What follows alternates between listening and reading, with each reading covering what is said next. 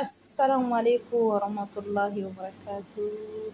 أشما هركبوني الحمد لله سلام አላችሁ አልሐምዱሊላህ አለ እንዳያችሁ ነው።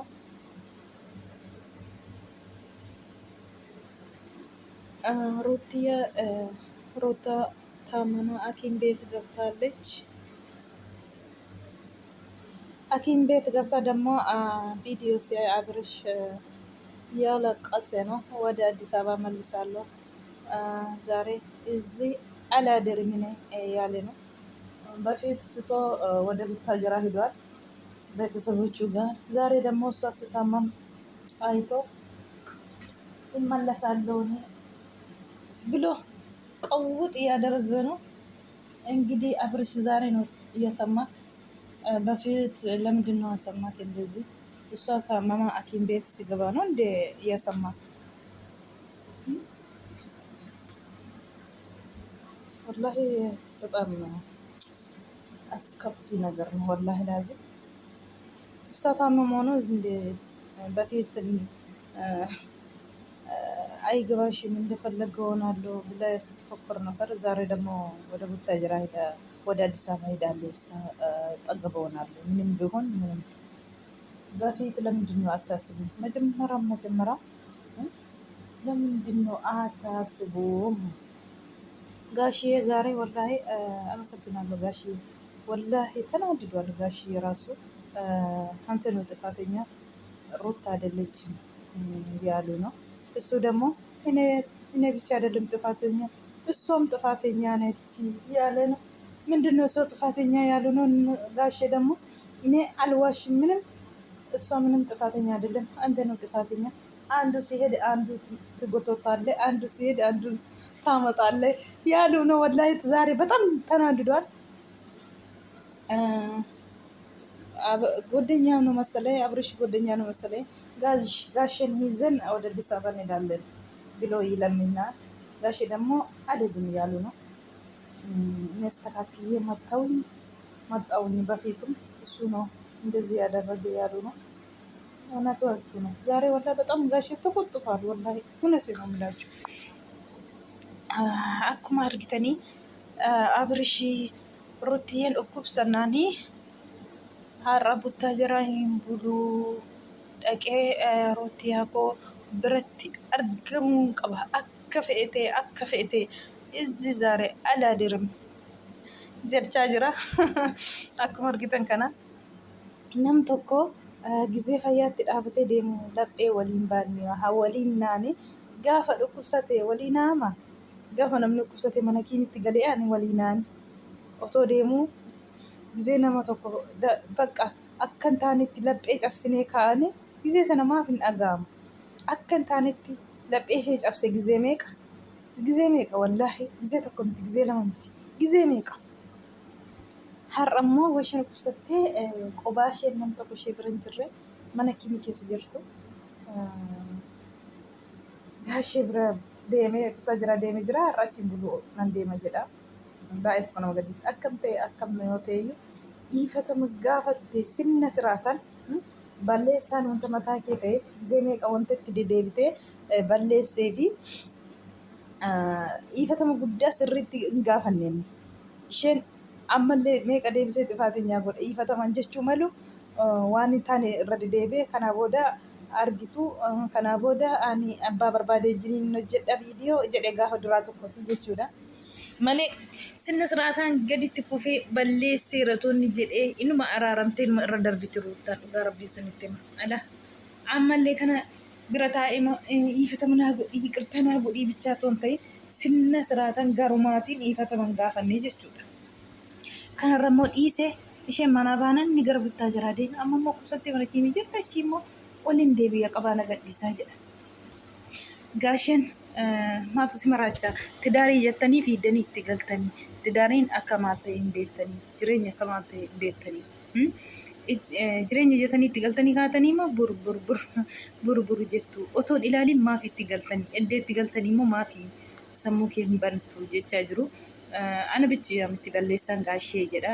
Eenyudha balleessaan jennaan footooshooppii qababbaranii isa isheetti erganii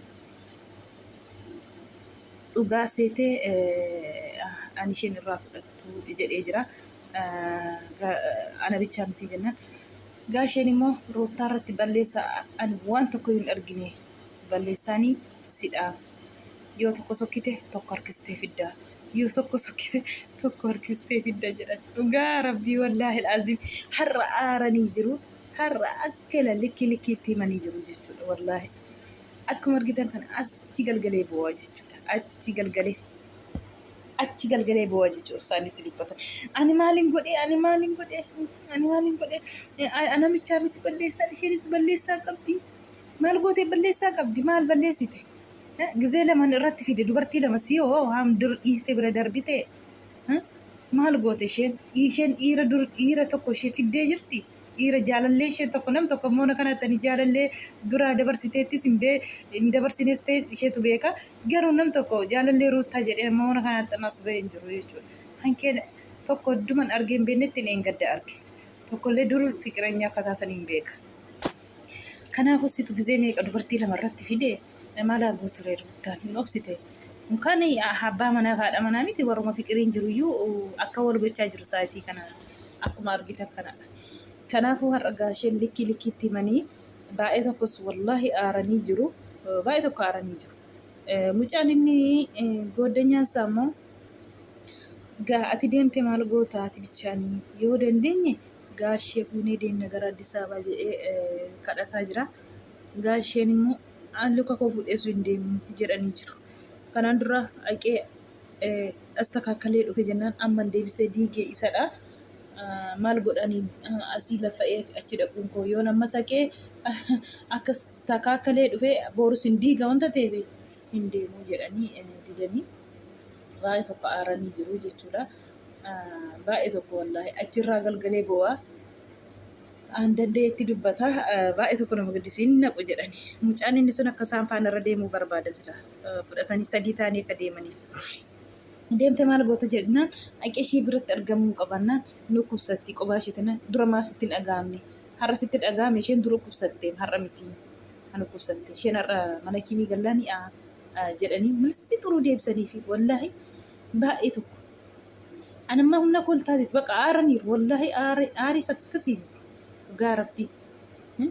Kanaafiyyuu dhuguma isaanii jedhani sirriima isaanii irra jedhan irraa sirriitti dhaabbatanii bakka dhugaan jirtu beekuu jechuudha gaasheen eddee dhugaa akka ruuttaan dhugaa qabdu sirriitti beeku wallaahi argitanii dhugaa rabbiiti wallaahi waan tokko balleessa tokko ishee irratti hin argine jedhan takkitti jedhan suma irratti malee takka ishee irratti amma xurii keessa balleessa tokko ishee irratti hin argine jedhanii jiru gaasheeni. Afiriishii akka kanaan fuulli dhiitee jira. Maaliif nam tokko dura wal mararsiisachuudha malee eddee laphee wal cabsanii ka'anii eddee wal miidhanii walii boo'uun faayidaa tokko hin qabu. Dura dabarsanii eeggachuu ilaallachuu waan haasaanis waan godhanis ilaallachuutu bareedaadha. Eddee wal miidhanii eddee dhukkubarra wal geessisanii walii boo'uun bu'aa tokko maal qaba? Bu'aan qabu wallaahi waan tokkoyyuu duraan wal ilaallachuudha wal kabajuudha malee bu'aa tokko hin qabu. Duraan jaalalli isaanis akkaa miti. Gizee sanatti immoo jaalalli akkamii isheenillee maatiitiin loltaadha. Maatii isheetiin dubbistu maatii ishee lolanii jiru. Isa isheen faanarra deemteef bittaa jiraatii amma Finfinneetti dhufte miti faanarra. Kanaaf hin jaalataa jechuudha. Deebaniillee waan baay'ee haasa'anii turan obboleettii isheen lolteettillee gizee sana obboleettii isheellee isa wajjiniin lama taate isheenillee waan baay'ee jechaa turte jechuudha obboleettii ishee tiruu ishee jechuudha. Ilaala wallaahi laazim isaaf jettee tiruu ishee haadhoo ishee qoshshuusaa turte ishee miidiyaatti baate ishee bittuu har'a qobaatti haftee meedaatti haftee amma namni iddee jiru ishee beekne kana dhugaa rabbicha wallaahi saatii sanatti namni maatii loltee jirtis mataatti baata. Gaafa isheen immoo haati araaramtee fi mucaa kootii ilmoo koddeena qadhuu qabuuttee obboleettii ishee hangafa isheetiinis walitti araarsitu gaafa sana hin qayyaramne jechuudha. Hin qayyaramne iddoo gaafa sanaatti hin qayyaramne sirriin jiru. Maaliif gizee isheen maatii isheen lollaa ishee jaallate gizee isheen maatii isheen nagaa jirtu hin barbaanne akkuma sobichaa wajjiniin malee maatii ishee wajjiniin akka nagaa buustu hin barbaanne jechuudha. Kanaafuu eddee miiteetti boo'uun kee bu'aa tokko hin qabu. Sila dura dabarsitee ilaaluu qabda. Isheen nama garaatti baatu dubartiin garaatti baatu immoo cikicikii kana barbaaddu. Mataan ishee akka boqonnaaf akka intini jechuudha. Bakka maali intini barbaaddi malee cinqitiin barbaaddu jechuudha. Kanaaf ati immoo mucaan garaatti uumamtee jirti cinqitii atillee cinqitii itti taate har'a hambaa ukkufaa goote mana kiimii keessa jirti. Amma gattee deemtee immoo deebitee mochii oleen dhufa jettee boossa. Maal jechuudha? Rabbiin wallaahi dhiirri tokko hin beeka. Dhugaa rabbi qeeshe tokko yoo walloo leellee afaan jabaatti hin dubbatu. Maaliif dubartii ulfaatti dhugaa rabbiiti. Cinqitii hin dandeessu dubartiin ulfaa garaatti baattu jechuudha. Har'a immoo kun akka kanatti mana kiimii galtee siree irra ciisti. Goddanyoota ishee warra dhiiraa bira jira. Dubartiin illee bira hin jirtu jechuudha. Maatiin ishee illee buttaa jiraadha. Nam tokkollee of biraan qabdu baay'ee tokko nama gaddisiisti akkasitti bichaa ishee mana kiimii keessa jirti jechuudha. Ijoollee morma gaafa gizee dura kaanarra jirtuyyuu har'allee bira jira tokko Anwaar tokko faatu bira jira. Ijoollee buttaa jira bira jira jechuudha goddanyoota ishee. Dubartiin tokko nam tokko bira hin jirtu jechuudha.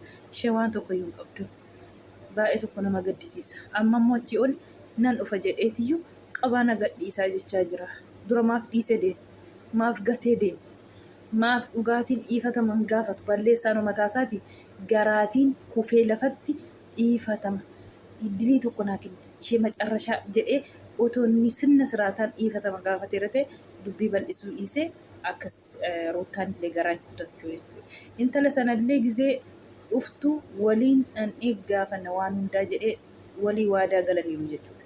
Inni immoo waadaa sana kaadee dhaqee gizee lama qophaa argee jechuudha.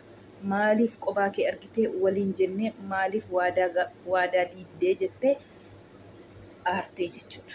Isheen jechuudha. Buttaa jiraallee otoo isheen quban qabaatiin buttaa jiraa deemee jechuudha oskee.